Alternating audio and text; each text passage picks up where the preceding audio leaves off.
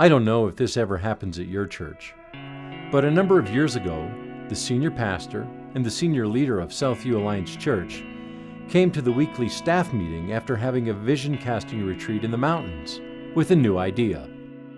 They wrote on the whiteboard 2 times CG6 and then asked, how are we going to see this happen at Southview? How are we going to see our congregation double in size, predominantly by conversion growth, over the next 6 years?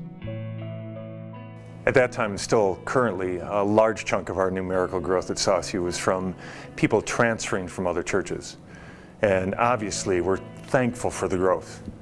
But our greatest longing, our mission, is to lead as many as possible to passionately follow Christ, and especially those who have yet to believe in Him. So as we had these conversations as leaders, we realized 2x CG6 couldn't happen simply through our church programs. It couldn't happen just by addition. There had to be multiplication, and so it would have to happen through the lives of us, the people of Southview, making disciples who make disciples who make disciples. In other words, they came to the realization that discipleship had to become their evangelism strategy, but they quickly realized that they didn't actually have a clear understanding or strategy of discipleship as a leadership team. In fact, they came to the place where, as a pastoral staff, they all acknowledged, we suck at discipleship. We suck at making disciples who make disciples. And it was a really humbling confession to make when you consider the amount of ministry education and experience represented by those in the room. I mean, but we were growing in numbers. People were in small groups, involvement in ministries, number of people serving, everything was up and to the right. But the norm wasn't seeing people transformed by Christ and growing to maturity in Him and knowing how to teach others to do the same. And so we began the journey of taking what is often an abstract idea and started to look at how we could be more intentional with leading our people to be more like Christ and to do the things He did, including telling others about Jesus and discipling them in the same way that He had discipled, so that they could go and make disciples who make disciples.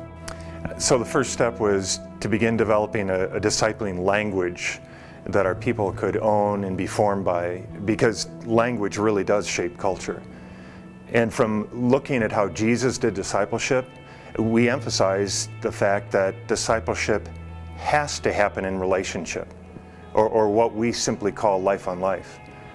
And so we studied and identified together the most foundational practices of discipleship across the centuries, and came up with our 5 core practices of a disciple, and none of which are original or would surprise you. We also committed to begin living this out first as a staff and elders board before bringing it to our people. Each week at staff meeting, we practiced telling each other core stories of how we were living out life on life and the 5 core practices. What does it mean to be a disciple of Christ? We've been trying to learn from the church historically to form a definition, and so for us it's simply this. A disciple is one who's learning from Jesus to know God's voice, follow in obedience, and teach others to do the same by the power of the Spirit. Part of our journey in coming to this definition and practice of discipleship has come from a group called 3DM, who's been doing great work in the area of discipleship. Their gift to us and many others has been the development of discipleship tools that are simple and easy to pass on to others. As an organization, they've been incredible coaches, and from our relationship with them, we've learned that, as with most things, discipleship is a lot like jazz music. You have to first learn to imitate before you improvise. And so we have taken that to heart and have been imitating certain strategies and models before improvising and applying them to our context. And it's all with the goal of leading our people to a place where they are learning from Jesus to know God's voice, follow in obedience, and teach others to do the same by the power of the Spirit. By the conviction of the Holy Spirit, the leadership of Southview has endeavored to grow their understanding of what it means to be a disciple of Christ, and to transfer that understanding to others. As they've walked with humility, the Spirit of God has begun a great work, and we're certain He'll be faithful to complete it.